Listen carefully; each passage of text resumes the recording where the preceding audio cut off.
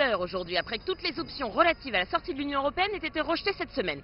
L'accord de Theresa May, la sortie sans accord, ainsi qu'un nouveau référendum font partie des solutions n'ayant obtenu aucune majorité lors des votes au Parlement.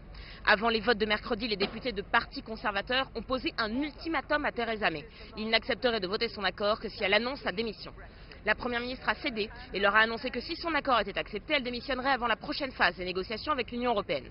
Sa décision n'a cependant pas suffi, notamment à cause des députés du Parti démocrate unioniste irlandais, pourtant alliés du gouvernement au sein de la majorité parlementaire. Ces derniers rejettent en effet toujours le filet de sécurité prévu à la frontière irlandaise qui mettrait pour eux en danger l'unité du pays. Theresa May a tout de même souhaité soumettre une nouvelle fois son accord au vote en ce vendredi 29 mars, date initiale du Brexit. Elle espère que l'échec des votes de mercredi et jeudi, ainsi que l'annonce de sa démission, convaincront plus de députés que son accord est la seule solution viable. Elle a cependant dû faire face à un obstacle de taille, le président de la Chambre des communes, John Bercow. Il a en effet déjà par le passé refusé un troisième vote invoquant une loi britannique du XVIIe siècle. La Première ministre a dû donc apporter des changements substantiels à son accord pour qu'il puisse être présenté une troisième fois devant la Chambre des communes. Et John Bercow, pourtant du parti de Theresa May, avait bien prévenu cette semaine qu'elle ne pourrait pas contourner la loi. Elle a donc décidé de ne présenter au vote qu'une partie de l'accord, le traité de retrait, et d'en exclure la déclaration politique sur la relation future avec l'Union.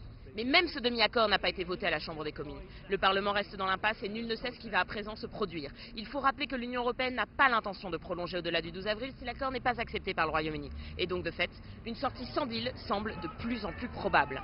Le gouvernement britannique doit également faire face à la colère de son peuple. Si les pro-Brexit les plus convaincus s'indignent que le pays ne soit pas encore sorti de l'Union européenne, d'autres réclament un nouveau référendum ou même des élections générales. Leur argument est simple. Puisque le Parlement est incapable de se décider, le choix doit revenir au peuple. Florian Virgile, Londres, CGTN.